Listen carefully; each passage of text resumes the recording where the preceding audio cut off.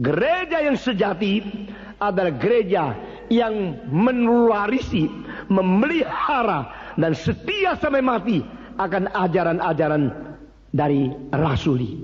Nah, ajaran-ajaran rasuli dimengerti oleh kita sebagai iman rasuli sebagai wakil. Tetapi ajaran-ajaran rasuli dan iman rasuli dikenal oleh orang Pentakosta dan karismatik di dalam 4 hal, yaitu mujizat, kesembuhan, dan melakukan hal-hal usir setan dan berkarunia lidah. Itu namanya apostolic faith. Sebab sejak 1901 di Topeka 1 orang sampai 1905 di Azusa Street di Los Angeles, sampai pada tahun 1989 maka Dr. Peter Wagner mengumumkan inilah satu pertumbuhan gereja yang paling cepat di dalam sepanjang sejarah, karena dari 1 orang menjadi 238 juta manusia.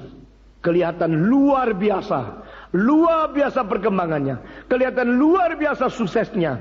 Tapi saudara-saudara, yang disebut oleh golongan Pentakosta dan karismatik, yang disebut apostolic faith, itu adalah kembali untuk menyatakan ada kuasa mujizat, kuasa kesembuhan yang bisa mengusir setan dan bisa menyatakan karunia lidah. Ini sebagai apostolic faith. Bagi mereka gereja yang mempunyai tanda-tanda ini, gereja menurunkan kuasa daripada hari-hari di dalam orang-orang rasul-rasul. Tetapi bagi orang reform tidak. The believe in God, believe in Jesus Christ, it believe in the right orthodox tradition, itu apostolic faith. Sehingga Yesus Kristus berkata, hari itu ada orang yang datang kepadaku, bukankah demi namamu kami telah mengusir setan? Bukankah demi namamu kami telah menyembuhkan? Bukankah demi namamu kami telah berbicara nubuat? Dan Yesus mengatakan, oh kalau begini, engkau yang meneruskan iman kepercayaan rasuli, engkaulah gereja sejati, maka aku akan menerima engkau. Tidak, Yesus justru mengatakan, nyala engkau yang berbuat jahat, karena dari permulaan aku tidak pernah mengenal engkau. Nah saudara-saudara, ini salah satu ayat yang paling mengkejutkan seluruh orang Kristen. Salah satu ayat yang paling menakutkan. Karena apa? Karena orang yang sampai bisa mengusir setan justru belum pernah dikenal oleh Yesus Kristus. Orang yang bisa melakukan mujizat justru tidak pernah dikenal oleh Yesus Kristus. Orang yang bisa bernubuat, bisa berkarunia lidah, belum pernah dikenal oleh Yesus Kristus. Bukankah ini menjadi satu teka-teki yang besar? Bukankah ini menjadi sesuatu yang mengkagetkan kita? Mengapakah orang yang bisa mengusir setan bisa melakukan mujizat? Tuhan Yesus mengatakan, nyala engkau karena aku belum pernah mengenal engkau.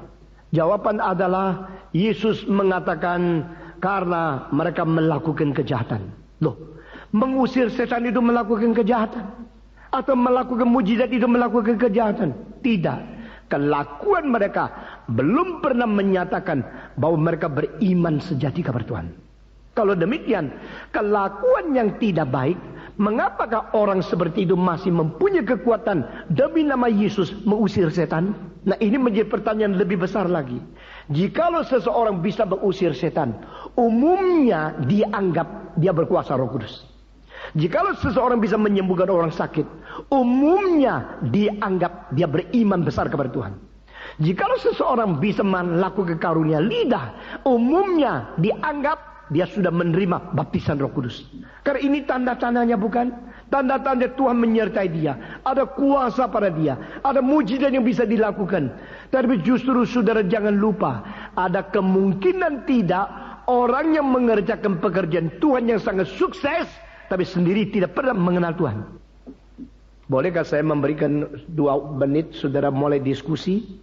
Sudah habis diskusi mulai kacau balau. Sudah kacau balau mulai terpisah-pisah menjadi cerai-berai gereja Reform Injili. Karena pendapat tidak mungkin bersatu. Begitu banyak orang Kristen tidak pernah pikir tuntas dan tidak pernah mempunyai satu pikiran konsisten, komprehensif, untuk mengerti apa firman Tuhan yang di dalam ayat ini seperti artinya ini, di dalam ayat lain seperti artinya lain sekali. Nah, orang-orang yang bisa melakukan mujizat, bisa menyembuhkan, bisa mengusir setan, bisa berkarunia lidah. Kenapa Tuhan mengatakan, aku tidak pernah kenal engkau. Aku tidak pernah engkau. Hei, kamu sekalian yang melakukan kejahatan.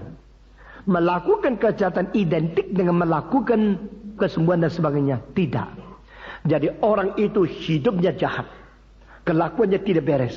Tetapi waktu mereka memakai nama Tuhan, seperti mereka berhasil. Nah, ini menjadi selalu pikiran. Mungkin tidak orang yang tidak beres, khotbahnya beres. Mungkin tidak orang hidup tidak beres, pelayanannya baik. Kalau pelayanan itu baik, tapi orangnya itu tidak baik, apakah kita yang menerima pelayanan dia, kita masih dapat berkat atau tidak? Kalau orang itu tangannya tidak bersih, tapi orang itu melakukan pekerjaan Tuhan dan seolah-olah berhasil, apakah berarti keberhasilan itu adalah tanda Tuhan menyertai dia? Atau itu adalah sesuatu yang terlepas pelayanan-pelayanan, kelakuan-kelakuan? Di dalam ayat-ayat yang kita baca daripada Matius pasal 7 bagian yang akhir, kita melihat betul-betul Yesus mengaku mereka sudah melakukan mujizat. Yesus mengatakan sendiri, mereka yang berbicara, mereka mengusir setan. Anggaplah itu bukan bohong. Karena orang itu berani mengatakan kepada Yesus, bukankah demi namamu kami sudah mengusir setan? Berarti mereka tak berani kan sembarangan bicara bohong di hadapan Tuhan Yesus pada hari akhir.